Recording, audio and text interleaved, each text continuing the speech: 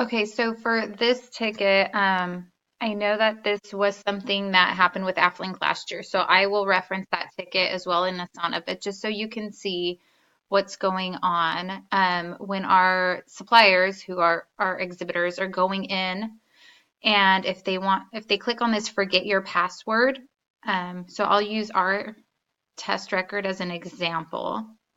So I'm going to pull our information.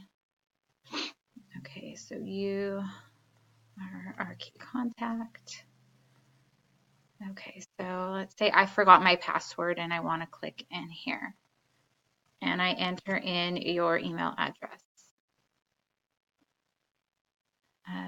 So what we see here, we're getting a page of code.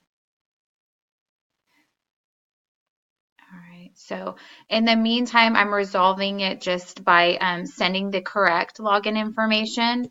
But just something that we need to get resolved because they're trying to go in and they're starting to change passwords. So I'm not going to know passwords and I'll have to reset them every time this issue comes up and then send the attendees that information. So I will send this info in the ticket and get that resolved as soon as possible. Thanks.